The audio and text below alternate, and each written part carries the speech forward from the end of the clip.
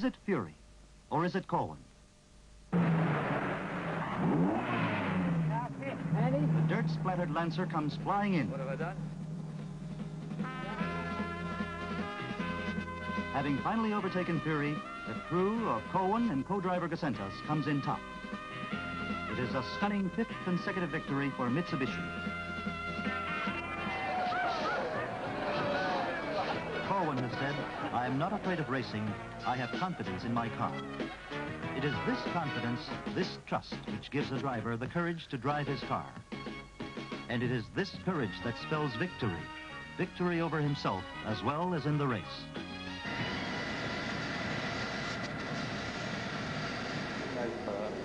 Mr. Cowan. That was 1976. Today, Andrew Cowan has flown halfway around the world to test his unique driving skill in a new arena. He's come back for one more drive as the guest of John Chapman, manager of the Old Man Emu off-road racing team. You're going to have a play in the dirt this afternoon? Yep, correct. After 6 Southern Cross Rally victories, Cowan won his second London to Sydney marathon in 1979. In March 1983, his win in the Paris to Dakar rally left in no doubt his title, the Marathon Master.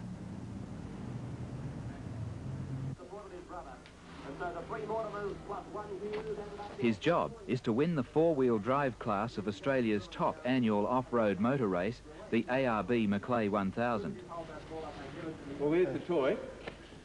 Would you like a bit of ground clearance? Huh? I've never, yeah, why not? I've never driven anything with shock absorbers like this. In the next few days, Andrew Cowan will become closely acquainted with his team and his car, a specially prepared Mitsubishi four-wheel drive utility called the L200 Express. This, what is this? The 3 shock absorbers are just what, so that they can run softer? And just the 3 doing the job of 1? That's right. Yeah, Yeah, you got a piston in there with gas. yeah. That's just valves full of oil. Mm. So, if you can make them fade, you're doing well. Good. We're really happy with the rear end. Yeah, good. Well, quick fill fuel tank too? Yeah, How many gallons? only 26. That's all they allow us. That's the maximum. Yeah.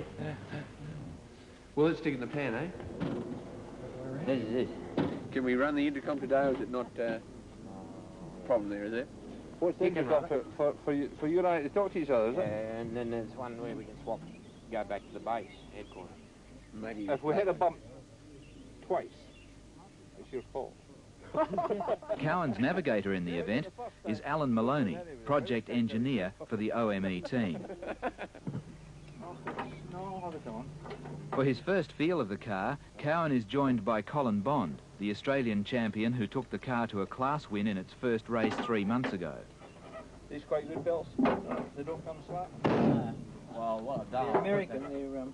I'll put that Velcro on the blood.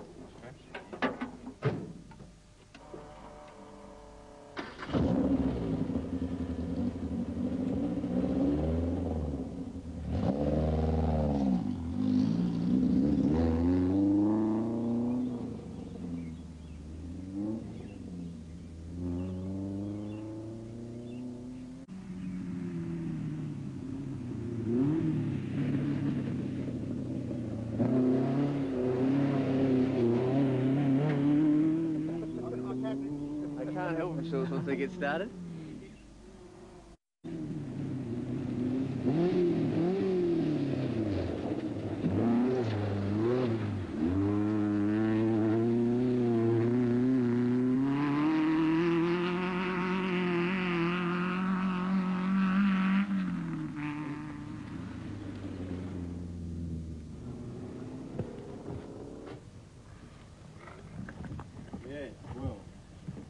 What do you think? The engine feels very lively. The suspension feels good. It's maybe a wee bit hard. Yeah, I think they're not getting the rear movement we were. I want to talk to you about that bump stop. This bump stop. Can't The do nothing other with one. it. Can't know it. Well, great, Paul said those shocks might be a bit firm. We've got another set, a lighter. They're a wee bit firm. I reckon it's Yeah, firm. yeah. North of Sydney is the setting for Australia's premier off-road race. Each year, some 20 local landowners join their properties to provide a 100-kilometre course over some of the toughest terrain in the district, and it's all on private land. 3 days before the event, spectators and competitors from all over the country begin setting up camp. Even as the first cars arrive, it's obvious there'll be an added challenge this year. The wettest winter on record has left the district waterlogged. By race day, it might be impassable. For the Old Man Emu team, that means changes to the L200 4x4 even before it sees the start line. Standard differential ratios are reinstalled, and under Cowan's supervision, normal mud tyres are re-grooved for racing in the heavy conditions. Yeah, exactly like that. Well, we'll do it. But make sure they're 6-ply. I think the 6-ply will be better than the 8-ply. The shock absorbers, heart of the suspension system, are adjusted to suit. The current off-road champion, Paul Zacher, is the man Cowan will have to beat. And there's plenty of other competition too in the four-wheel drive class. Today's prologue race over 10 kilometres will determine the starting order for tomorrow's main event.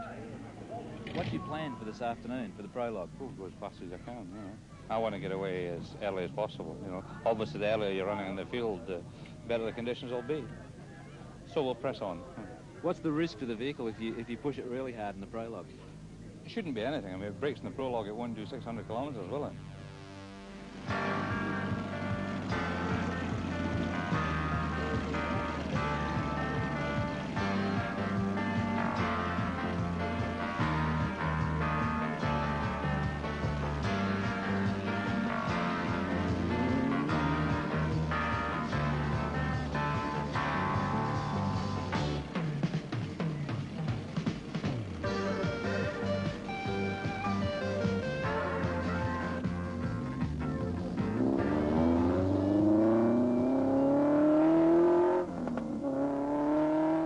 Each car is timed over a tight 10-kilometre section of the main track. The fastest car will be first away tomorrow. For Andrew Cowan, driving in his first off-road event, it's important to turn in a good time.